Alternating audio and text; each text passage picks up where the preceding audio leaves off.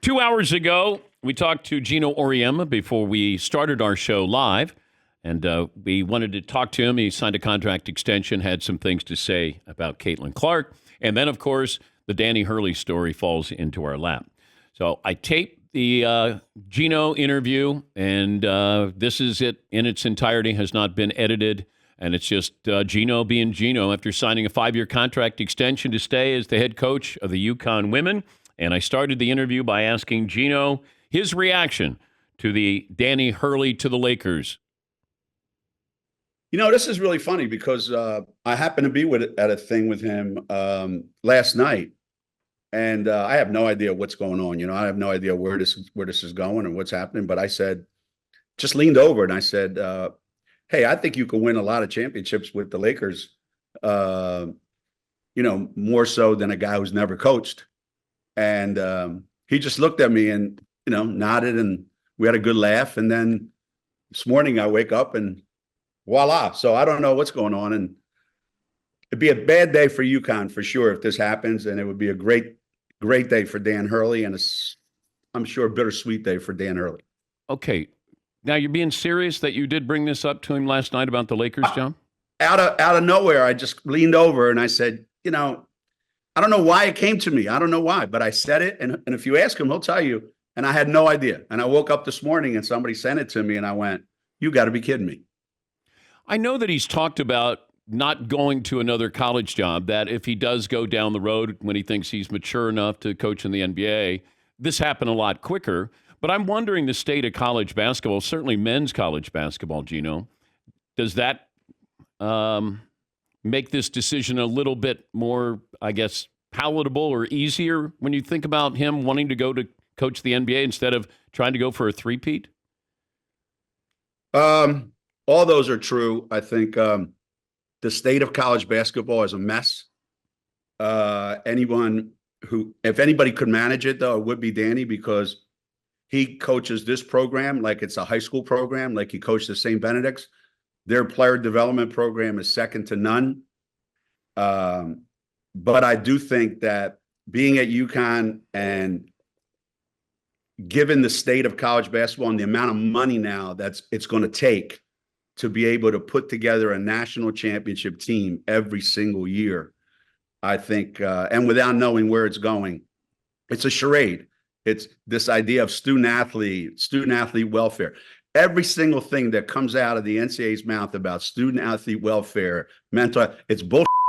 That has no factor ever anymore. And I never want to hear anybody utter those words associated with college basketball. They are professional athletes, just not called that. So you might as well go coach professional athletes where it's real. Now, if Danny were to leave and somebody said to me, you know, he just took this NBA job, I won't name any particular city, I would say, you know, you're set up for failure. But it's the Lakers. And if I don't know the details of it, but if you're saying, hey, I want a 10-year deal, I want the same deal Brad Stevens got at Boston. It might be more than that. Well, Dan, you know what? Hey, Andrea, his wife might not like me, but he's crazy if he doesn't take it. But that's what surprised me, though, Gino, is he's an East Coast guy. Yeah. And he'd have to convince her to go out, you know, to Rodeo Drive. Yeah. Well, that part she might not, you know, she might not argue with. And maybe all the other parts she might have a problem with. But yeah, it's a huge family. It's a huge family decision. No question about it. How many offers have you had in, let's say, the last 15 years, 10 years? Well, they all came too late, but, you know, 1, 2, 3, 4 total, including, you know, between men's college basketball and NBA stuff. What was the NBA stuff? I talked to a couple of people about being an assistant when I thought this game was going where it's going. And I thought, wow, I wish I was younger, because it was at an age where it's like, do I really have it in me to be that and be fair to that for 100 and some games, if you're lucky enough, during the season? And I wouldn't be so pretentious enough to think that I could go from where I am or where I've been coaching women's basketball. And listen, coaching is coaching. I get it. But the distance and the gap, I thought, you know what? If I could be an assistant here for a couple of years, 3-4 years, I think I could do this job. But it just came at the wrong time in my career. But if I come earlier, I would have done it. Talking to Geno Auriemma, the Hall of Fame head coach with Connecticut, and just signed a 5-year deal. Any talk of retirement when you sat down with the family? Not yet, no. So you were signing this extension. There was no, do I want to do it 5 more years? No, I had already decided that I wanted to. Now, what pisses me off is that if I'd have known that this was happening with Danny, because I think I gave them the old, AARP discount to the university, because I thought they're going to have to pay a lot of money to keep Hurley. Well, if he leaves, I'm going to be pissed, and I'm going to rip up that contract, and I want a new one. And I want some of the money that they were going to give him. So just call it the Hurley clause. If Hurley leaves, then you want a Hurley clause. Right. That's right. I'm envisioning the Hurley clause. And this might become, commonplace in college sports. Now, I don't know if you use it as leverage, but you can always say, hey, I'll just coach the men's team at UConn if you're not going to give me this kind of money. No, I would never do that. It'd be like moving your shortstop to second base. You'd screw up both programs. So no talk of retirement. You're going to be, 75 when this is all said and done? Supposedly, but you know what really motivated me when Pop signed his new deal?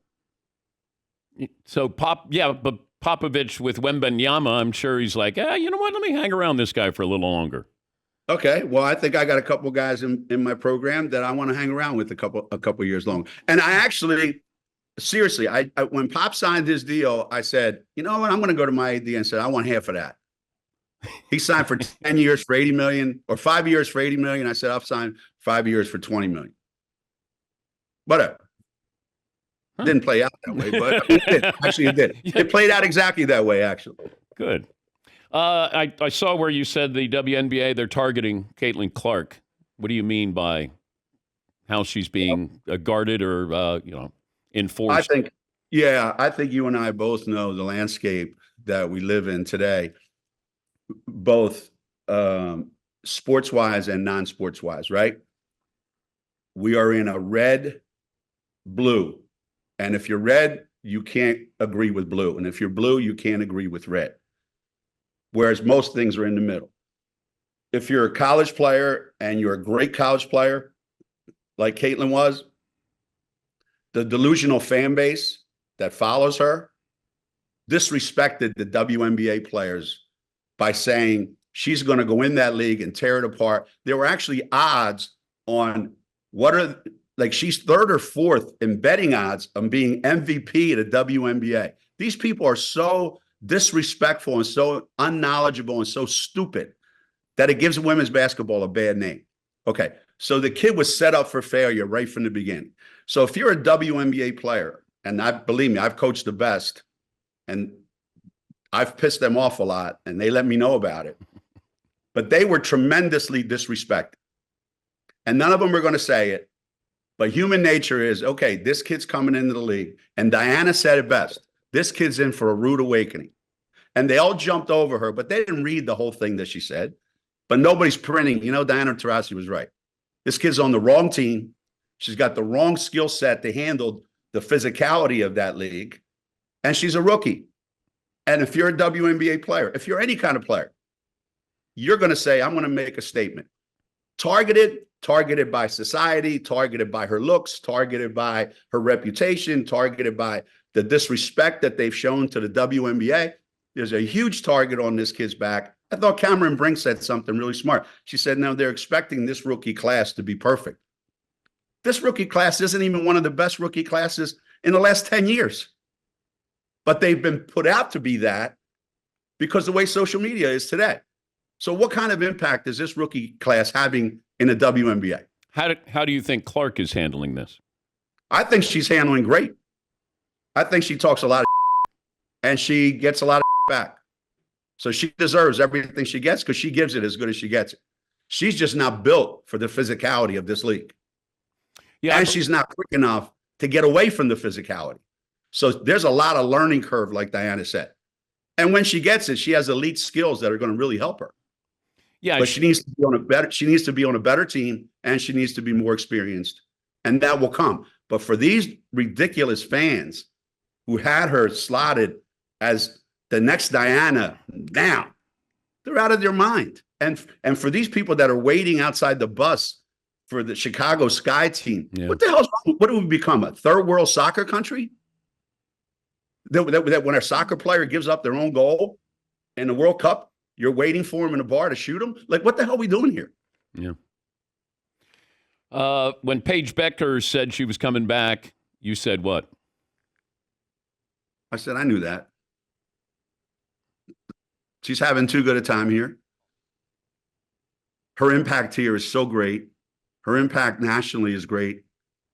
And she doesn't want to be known as the greatest player ever to play at UConn without winning a national championship. And I remind her that every day. Does she have the build to play in the WNBA? No. Okay. But her game is different. Her game is different than Caitlin's in that she's more of just a distributor, get the ball. Her game is more like Sue Bird's game. All right. And not that Sue had the physicality to play in that league, but obviously she's the best point guard ever. But I think her game, the subtleties of her game will translate. However, her rookie year, she will get it as bad as Caitlin's getting it right now. Because that's just the world, man. That's just the world. And you got to learn to live with it. But yes, she will have a target on her back as well. I just hope the social media thing doesn't, envelop her like they've done to this kid. This kid doesn't deserve all this. Yeah. Nobody deserves all this. And how about this, Dan? You and I have known each other long enough. Have you ever called a player on your show a white? No. What gives someone the right to do that? I think McAfee was... See, so that's the world. He was trying to do it as a compliment, I guess. Like he was praising her. I don't know. Yeah. That's what he said. I don't know. I don't know. Yeah, I didn't. Okay. Yeah. But just the fact that we live in a society where today you can't say that. Well, if you look at society as a whole, there are things that are being said that have never been allowed to be said before. There was years ago when somebody made a comment on TV or radio, they lost their job the next day. Well, we live in a society today where you can say anything, do anything, and nothing, just apologize and everything's okay. Well, right now, sports is a reflection of that. Keep fighting the good fight. And sorry, Hurley's taking away your headlines here with you coming back. Wait a minute. Let me ask you something. Do you know something I don't know? Did he take the job? He's being targeted. Woj said, wait, just walk down the hall and say, hey, Danny, are you taking the Laker job? My agent is his agent, Brett Just. Yeah. And